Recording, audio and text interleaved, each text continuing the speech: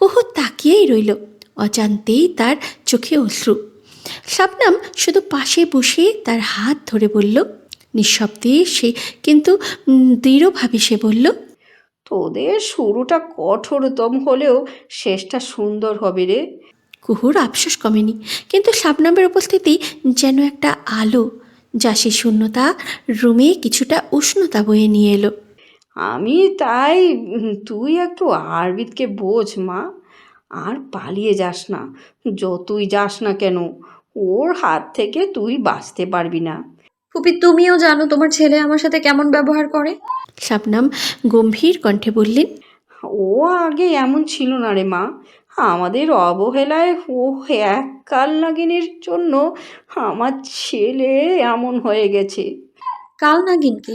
শাবনাম নরম সুরে বললেন, সত্যি তো, তুইও বা জানবি কিভাবে? ছোট থেকেই তো ভাইজান তোকে এই বাড়িতে আসতে দিত না। একদিন তোকে সব খুলে বলবো রে। কুহু, শোন, আরবিদের যতটা অধিকার ঠিক তেমনি তোরও সমান অধিকার।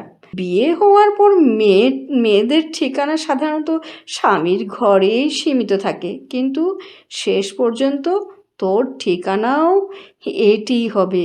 এই বাড়ি, এই ঘর, এই সংসার সব কিছু তোর অংশ। আমার ছেলের মেজাজ উগ্র স্বভাবের। কালকে বিষয় নিয়ে আমি অনুতপ্ত। সময় লাগলে চলবে, একদিন সব কিছু ঠিক হয়ে যাবে রে। কুহু মাথা নিচু করে বসে আছে। শাবনাম চৌধুরী কুহুর মাথায় হাত বুলিয়ে দিলেন। তুই চিন্তা করিস না, আমি আরবিদের সাথে কথা বলবো। ফুপি, আমি আব্বুর সাথে কথা বলবো। মারে, আমাকে ফুপি বলে আর লজ্জা দিস না। এখন তো আমি তোর শাশুড়ি। আরবির তো এমনিতেই আমাকে মা ডাকে না। কত বছর তুই অন্তত মা বলে ডাক। তুই মা বলে ডাকলে অন্তত ছেলের থেকে মা ডাকের আশা একটু মিটবে। কুহুকে চুপ থাকতে দেখে শাবনাম বলল, আচ্ছা, বাদ দে, তোর যাই ইচ্ছা তাই বলিস। শাবনাম কিছুটা অনুশোচনার স্বরে বলল, আরবিদের হয়ে আমি তোর কাছে মাপ চাচ্ছি। আরবিদকে আর কি বলবো, তুই তো জানিস আমি বেশি কিছু বললে সে বাড়ি ছেড়ে চলে যায়। হাজার হলেও আমি মা। আমার সন্তান দূর থাকলে আমার কষ্ট লাগে। কুহুকে চুপ থাকতে দেখে শাবনাম চৌধুরী সব কথা বাদ দিয়ে বলল, শোন মা, চল কিছু খেয়ে নিবি। এমনিতেই তুই অনেক অসুস্থ। ও, খিদে নেই। কুহু, তুই এত কিসের টেনশন করছিস? কালকে ডাক্তারের কাছে শুনলাম। কই, কিসের টেনশন? আমার শুধু আমার বাবা মাকে নিয়েই টেনশন। তোর মতো একটা চাঁদের টুকরো মেয়ে থাকতে আর কি দরকার? শাবনাম চৌধুরী কুহুকে সকালে নাস্তা করিয়ে ওষুধ খাইয়ে দিয়ে নিচে চলে গেল। সকাল সকাল সব গুছিয়ে নিয়েছে তারা। আজকে সে নিচের বাড়ি চলে যাবে। এতদিন সে কুহুর টানে ছিল। অনেক বন্ধু এসেছে গেছে, কিন্তু কুহুর মতো কাউকে পায়নি। বন্ধুর কথা বললে অনেক বন্ধু এসেছে জীবনে, গেছে, কিন্তু কলেজ লাইফের বন্ধু কুহুই থেকে গেছে আর থাকবে। কুহুর সাথে তারার বন্ডিং মাঝে মাঝে সাপ বেজির মতো, মাঝে মাঝে জোড়া কবুতর, সব মিলিয়ে ভালোই চলছিল। হঠাৎ আরভিদের আগমনে সব ভেঙে গেল। না জানি কখনো আগের মতন আর চলতেই পারবে কি না। আস্ত একটা দীর্ঘশ্বাস ফেলে নিচে চলে গেল। আরশাব ময়না বেগম সোফায় বসে কথা বলছিল। তারা তাদের পাশে গিয়ে বসল। হঠাৎ তারাকে দেখে আরশাব বললেন, কিছু বলবি মা? আঙ্কেল আন্টি, আমি আজ চলে যাচ্ছি। আর কটা দিন থেকে যাও। না আঙ্কেল, অনেক দিনই তো আছি। বাবা মাও বাড়িতে একা আছেন। বাড়ি গিয়ে আমাদের আবার ভুলে যেও না। আমরাও তোমার মা বাবার মতো। কুহু, ও চলে গেলে তুমিও যাবে, বাড়িটা আমার ফাঁকা হয়ে যাবে। চিন্তা করেন না, আমি এসে মাঝে মাঝেই দেখা করে যাব। আরশাব তারার মাথায় হাত রেখে বলল, তুমি যেখানেই থাকো আমাদের ভালোবাসা তোমার সঙ্গে থাকবে। আমার জন্য দোয়া করবেন। আচ্ছা। আর কদিন থেকে যেতে পারতিস, তুই চলে গেছিস শুনলে ওহু স্কুল থেকে এসে কান্না করবে। আমি আবার আসবো। তারা কুহুর মা বাবা থেকে বিদায় জানিয়ে নিজের গন্তব্যের দিকে চলে যায়। মির্জা গ্রুপে একটা কালো গাড়ি থামে।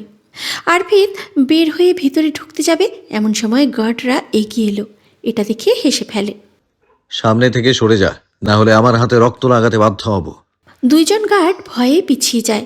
সে বাঁ হাতে পিস্তল আঙুলে দিয়ে ঘোরাতে ঘোরাতে ভিতরে ঢুকে যায়। সাথে রাফিও 5 জন বডিগার্ড, তাদের হাতে বড় বড় রাইফেল। রুমের ভেতরে বসে আছেন মির্জা গ্রুপের মালিক ফারুক, চোখে দাম্ভিকতা। আরপিত ঝড়ের গতিতে ঢুকে সামনে থাকা চেয়ারে বসে পায়ের উপরে পা তুলে একটা সিগারেট ঠোঁটে গুজে বলে, আমার সাথে লাগতে নিষেধ করেছিলাম না?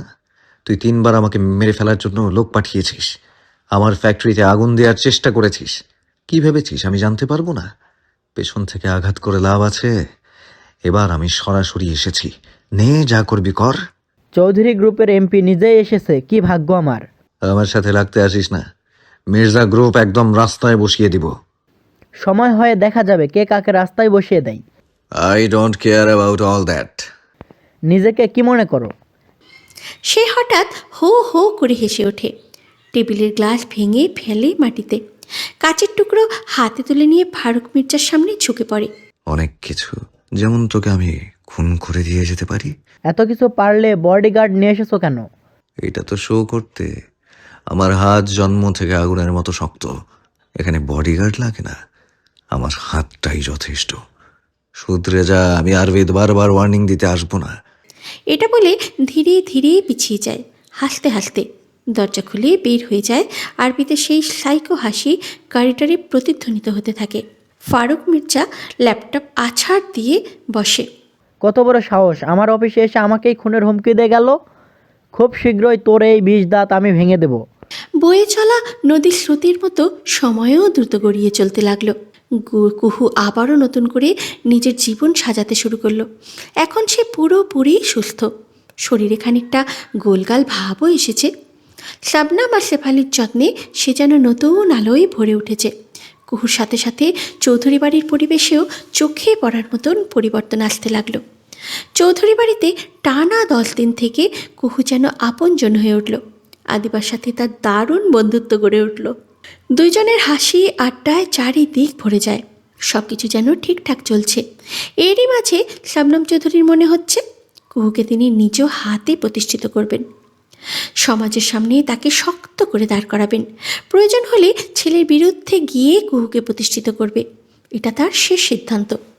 আরভিত কুহুকে ওই দিন শেষ দেখেছিল, যেদিন কুহুকে বাজেভাবে মেরেছিল। তারপর এখনও পর্যন্ত দেখা হয়নি। কুহু এখন তার ননদ আদিবার সঙ্গে আরভিত চৌধুরী বাড়িতে আসে কিনা সেটা কুহুর অজানা। 5 বছরের দীর্ঘ দূরত্বের পর লন্ডন থেকে বাংলাদেশে ফিরছে মনির চৌধুরী, ভাই তাহির চৌধুরী, তার স্ত্রী স্বপ্না চৌধুরী, মেয়ে রাওসা, ছেলে সাফাত সহ ফিরছেন। সেই জন্য চৌধুরী বাড়িতে আয়োজন চলছে। তাদের জন্য অপেক্ষা করছে শবনাম, মনির, আতিবা। দূরে গাড়ির শব্দে বুঝতে পারলেন তারা চলে এসেছে।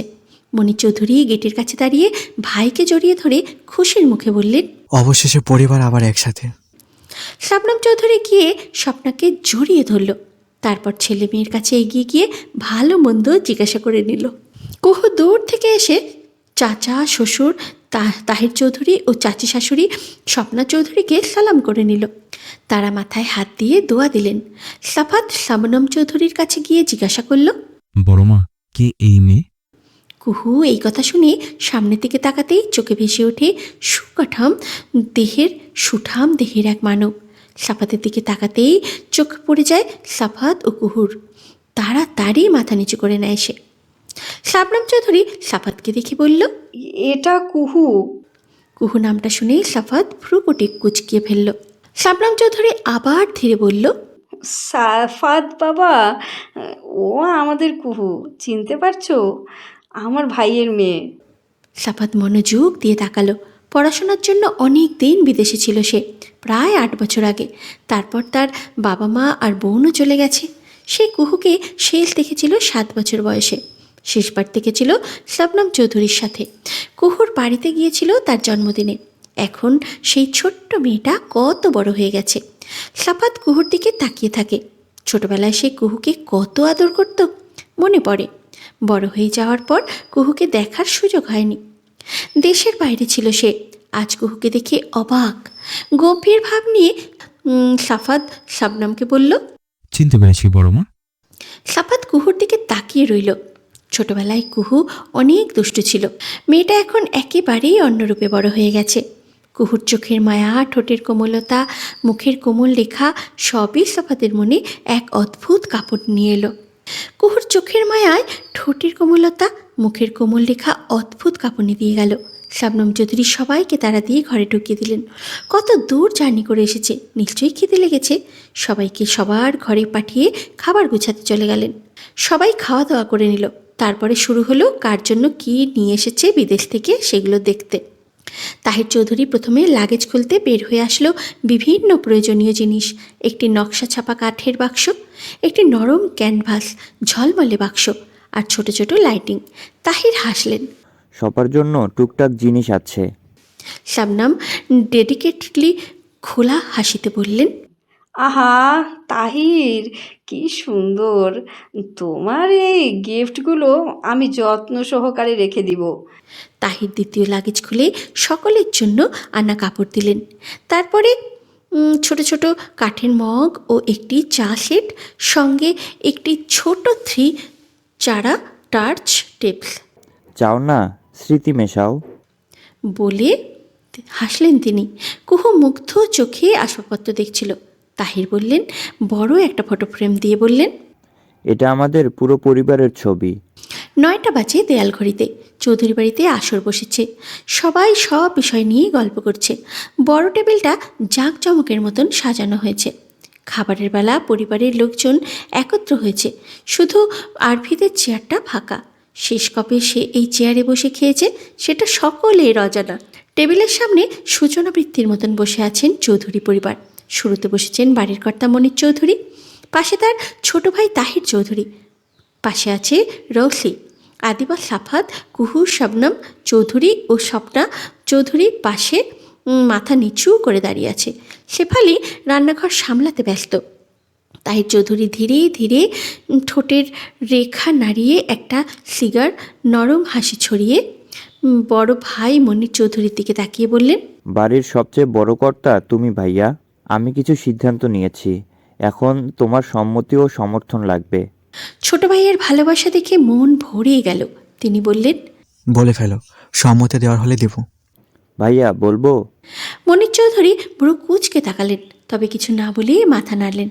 রৌশির ব্যাপারে, মানে ওর বিয়ের কথা ভাবছি। আপনার অনুমতি ছাড়া কোনো সিদ্ধান্ত নিতে চাই না। টেবিল যেন মুহূর্তেই ভারী হয়ে গেল। খাবারের স্বাদ হারিয়ে সবাই তাকিয়ে রইল মনির চৌধুরীর দিকে। মনিরের হাত থেমে গেল। চামচটা প্লেটে রাখলেন, চোখে গাম্ভীর্য, তবে ঠোঁটে হালকা হাসি ফুটল। রশির বিয়ে, তোমরা ভেবেছ ভালোই। আমি চাই ওর জীবনে যেন কোনো ভুল সিদ্ধান্ত যেন না আসে। তাহির তড়ি ঘড়ি মাথা নত করল। ভাইয়া, ছেলে আমার পছন্দ, এখন শুধু আপনার দোয়া আর অনুমতি চাই। কিছুক্ষণ নীরবতার পর মনির গভীর নিঃশ্বাস ফেললেন। তাহলে ঠিক আছে, আমি রাজি, তবে সব কিছু আগে ছেলেকে দেখতে হবে আমার। তাহির স্বস্তির হাসি নিয়ে মাথা নিচু করল। চারিদিকে আবার খাবারের শব্দ ফিরে এলো। রৌসি বেশ লজ্জা পেল বাবার এহেন কথায়। রৌশির বিয়েটা ভালোই ভালোই দিতে পারলে আরজিদের বিয়ের বিষয়টা দেখব। মনির চৌধুরী জোরে একটা বিষম খেল। তারপরে বিড়বিড় করে বলল, যার বিয়ের আশায় বসে আছো তার বিয়ে 3 বছর আগে হয়ে গেছে। নিজের বিয়ে নিজেই করে নিয়েছে। পরে জোর গলায় বলল, পরেটা পরে দেখো। দিনক্ষণ দেখে ছেলেপক্ষকে আসতে বলি। তাইলে এই খুশিতে মিষ্টি মুখ হয়ে যাক। এটা বলে কিচেনের ঘরে চলে গেল। আদিবা বিভিন্ন কথা বলছে রৌসির সাথে।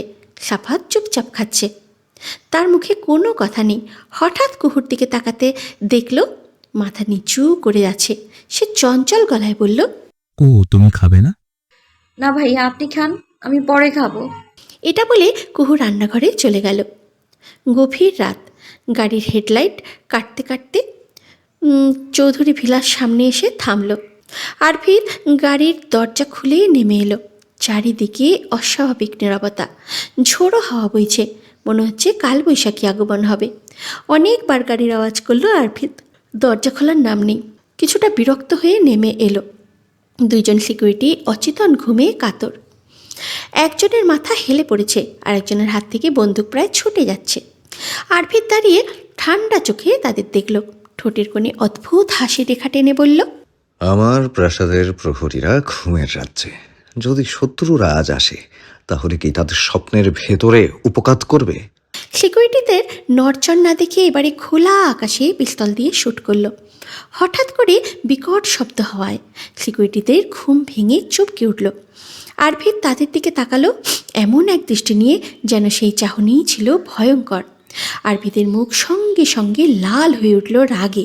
সে গর্জে উঠল, এই হচ্ছে তোমাদের ডিউটি? আজ যদি শত্রুরা ঢুকতো তাহলে কি ওদের জন্য বিছানা পেতে খাওয়া দাওয়া ব্যবস্থা করতে, নাকি স্বপ্নে আমাকে বাঁচাতে? সিকিউরিটিরা হঠাৎ ঘুম ভেঙে উঠে দাঁড়ালো, কাঁপা কাঁপা গলায় ক্ষমা চাইতে লাগলো। আরভিদ রাগে তাদের দিকে আঙুল তুলল। আর একবার এমনটা হলে এই গেটের বাইরেই তোমাদের ঘুমানোর জায়গা হবে, বুঝেছ?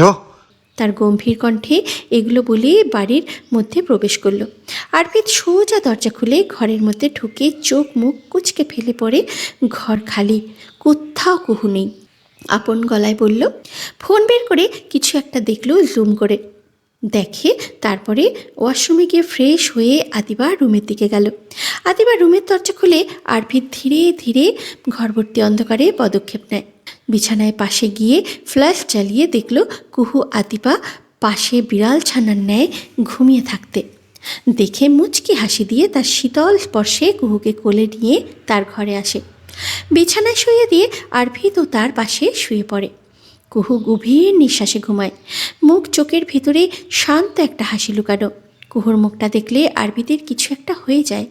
কি হয় সেটা জানে না। সারা রাত ধরে কুহুকে দেখলেও তার দেখার তৃষ্ণা মিটবে না। হঠাৎ একটা গাঢ় উষ্ণতা তার পাশে এসে জড়িয়ে ধরার মতো অনুভব হয়। একটি নরম চাপ, ঠিক যেন কেউ তার পাশে জড়িয়ে ধরে আছে। কুহুর চোখ বন্ধ করে বলে, আদিবা ছাড়, আমায় ঘুমোতে দে। এটা শুনে কেউ আরও শক্ত করে ঘরে ঢোকে। এটা শুনে কেউ আরও শক্ত করে জড়িয়ে ধরে। কুহু কিছুতেই নড়তে পারে না, তার দম যায় যায় অবস্থা। কুহু জোরে জোরে নিঃশ্বাস নিয়ে বলল, এ আদিবা ছাড়, ভালো ভালো বলে দিচ্ছি, কিন্তু তুই আবার কবে থেকে তোর ভাইয়ের পারফিউম ইউজ করছিস? বাব্বা, ম্যাডাম দেখি আবার আমার পারফিউমের খোঁজ রাখে। আমি কি পারফিউম দিই? কুহু টেনে টেনে চোখ খুলল। চোখের সামনে আরভিদের মুখ ভেসে উঠতেই ভয় পেয়ে বিদ্যুৎ গতিতে সরে গেল। একটা শীতল হাওয়া দিয়ে গেল তার হৃৎপিণ্ডে। কুহু বেটের ওই পাশে ঘরে যেতেই আরভিদ আর কুহুর কাছে চলে আসলো। এক ধাক্কা পিছে পিঠ পাতে কুহুর। দেওয়ালের সাথে চিপকে থাকার কারণে একটুও নড়তে পারে না। আরভিদ এবার নেশালো কণ্ঠে বলল। আরভিদের লুচ্চা মার্কা কথা শুনে কুহুর পেটের মধ্যে গুড়গুড় করছে। আরভিদ জড়িয়ে ধরেছে তো ধরেছেই, ছাড়ার কোনো নামই নেই। হঠাৎ খেয়ালে আসলো তার গায়ে কোনো ওড়নাও নেই। লজ্জায় আড়ষ্ট হয়ে গেল কুহু। পাশে থাকা কাঁথাটা বুকে টেনে নিয়ে আরভিদকে বলল, অসভ্য লোক, ছাড়ুন বলছি। লজ্জা করে না আমার অনুমতিবিহীন আমার জড়িয়ে ধরেছেন আপনি? না, করে না। লজ্জা আবার কি? লজ্জা ইজ মাই ফুট, ওকে? ছেড়ে দেন, নইলে কিন্তু কিছু একটা হয়ে যাবে। আমিও তো তাই চাই, হলেই তো আমি তাড়াতাড়ি বাবা ডাক শুনতে পারবো। আপনার মতো নির্লজ্জ লোক আমি জীবনেও দেখিনি। দেখিসনি যখন, তাহলে এখন দেখ, তোর চোখের সামনেই তো আছি। বই গেছে আপনাকে দেখতে। তাহলে চোখ বন্ধ করে থাক। আমি আদিবার কাছে যাব। চুপ, একদম চুপ। আরভিদ এবার চুপচাপ ঘুমানোর চেষ্টা করছে, কিন্তু কুহুর জন্য পারছে না। অনেকটা ঘুম ঘুম কণ্ঠে বলল, জ্বালাতন করে না প্রাণ, একটু ঘুমাতে দে, অনেক টায়ার্ড আমি। জ্বালাতন করব না, আমাকে শুধু ছেড়ে দিন। আরভিদের চোখে ঘুম নেমে এসেছে। ঘুমাতেই পারছে না কুহুর জন্য। আরভিদের একটা বাজে স্বভাব, চোখে ঘুম ধরলে সে যদি না ঘুমায় তাহলে তার প্রচণ্ড মাথা ধরে। অনেকক্ষণ সহ্য করার পর অতিষ্ঠ হয়ে মনে মনে বলল, পকেট থেকে পিস্তল বের করে কুহুর পেটের কাছে ধরে বলল, কুহু, তুই নড়বি তো তোর জান শেষ। না, নড়তেছি না, আপনি ওটা নামান। তাহলে চুপচাপ ঘুমা। কুহুর দম আটকে আসছে। আরভিদের কোলের মধ্যে পড়ে রয়েছে। কুহুকে নিঃশ্বাস আটকে রাখতে দেখে আরভিদ বলল, দম ছাড়, নয়তো আমার হাতের গুলি খেয়ে ওইভাবে দম আটকে মারা যাবি। ছেড়ে দিছে, আপনি ঘুমান। ঘুমের 12টা বাজিয়ে দিয়ে এখন বলে ঘুমান। এই ওঠ। আরভিদ কুহুকে ছেড়ে দিতেই কুহু হাঁপ ছেড়ে বাঁচল। এবারে উঠে বসল, তারপরে বলল, আপনি থাকেন, আমি তাহলে যাই। যাওয়ার জন্য বলেছি আমি? আমার মাথা টিপে দে। পারবো না। তাই শোনা? হুম। আরভিদ এবার পিস্তলটাকে আবার নাড়াচাড়া করতে লাগলো। এটা দেখে কুহু বলল, দিচ্ছি তো, এমন কেন করেন? কাঁথাটা দে, শীত করছে আমার। আমার ওড়না। ওড়না লাগবে না, আমার চোখের ওপর কন্ট্রোল আছে। কুহু নিজের চুলগুলো ছেড়ে দিল, তারপর দুই ভাগ করে ফেলল। আরভিদকে কথা দিয়ে দিল। তারপরে আরভিদের 14 গোষ্ঠী উদ্ধার করতে করতে মাথা টিপে দিল। যদি পারত এই অসভ্য লোকের মাথা ফাটিয়ে দিত। আরভিদকে ঘুমিয়ে যেতে দেখে কুহু আরভিদের পিস্তলটা নাড়াচাড়া করতে করতে বলল, একমাত্র তোর জন্য আমার এই লোকের কাছে সব সময় হার মানতে হয়। তোর দিন শেষ, ভালো থাকিস। এটা বলে কুহু ওটা নিয়ে কোথায় সরিয়ে ফেলল। তারপর আরভিদের মাথা টিপে দিতে লাগলো। দিতে দিতে ওইখানে ঘুমিয়ে পড়ল। আরভিদ ঘুমের মধ্যে পাশে হাত দিয়ে দেখল কুহুকে। কুহুকে পাশে না পেয়ে অন্য পাশে ঘুরে দেখল কুহু তার মাথার কাছে বেডে হেলান দিয়ে ঘুমিয়ে আছে। আরভিদ উঠে কুহুকে ঠিকভাবে শুইয়ে দিয়ে মাঝে একটা বালিশ দিয়ে তারপরে ঘুমিয়ে পড়ল। শুরু হয় নতুন দিনের সূচনা, নতুন এক সকাল। মনির চৌধুরী, তাহির চৌধুরী দুইজন বসে চা খেতে খেতে গল্প করছে। স্বপ্না ও শবনম চৌধুরী রান্নাঘরে আছে, কারণ শেফালির শরীরটা কিছুটা খারাপ। সেই জন্য শেফালি কোনো কাজ করতে দিচ্ছে না। কারণ অর্পিদের কাছে যদি খবর যায় অসুস্থ শরীর নিয়ে শেফালি কাজ করছে, তাহলে বাড়ি মাথায় তুলে ফেলবে। অন্য সার্ভেন্টরা থাকলেও তাদের হাতে রান্না কেউ খেতে পারে না। 8টা বাজতেই খাবার টেবিলে আগমন ঘটল সকলের। সকলে সকালের নাস্তা করছে। এমন সময় সিঁড়ি দিয়ে আরভিদ নামে। আরভিদকে দেখেই শবনম চৌধুরী চেয়ার ছেড়ে উঠে তাড়াতাড়ি রান্না করে যায়, কারণ ছেলে তাকে দেখলেই খাবার টেবিলে আর বসবে না। শবনম চৌধুরী রান্নাঘরে গিয়ে শেফালিকে বলল, শেফালি, আবার বলেন। আরবিদ এসেছে, তুই গিয়ে দেখ কি লাগে না লাগে। ও কখন এসেছে? মনে হয় রাতে। কুহু কই? সত্যি তো, ওর সাথে তো আমার দেখা হয়নি সকাল থেকেই।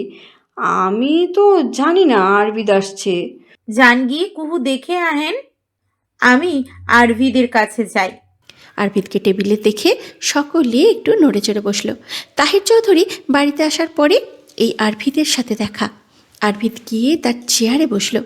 আরভিদকে দেখে সাফাত বলল, হে ব্রো, কি অবস্থা, কেমন আছো? আমি ভালো আছি, তোর কি খবর? এই তো বেশ ভালোই। দেশে এসে আরো বেটার ফিল করতেছি। তা তোমাকে তো দেখলাম না, কই থাকো? একটা প্রজেক্টের জন্য কিছুদিন শহরের বাইরে ছিলাম। তাহির মনির চৌধুরীকে বলল, ছেলে একটা পাইছো তুমি ভাই, জীবনে শুধু কাজকেই আপন করে নিল। চাচিমা, কেমন আছো তুমি? ভালো আছি। তুমি তো আমাদের পর করে দিয়েছো।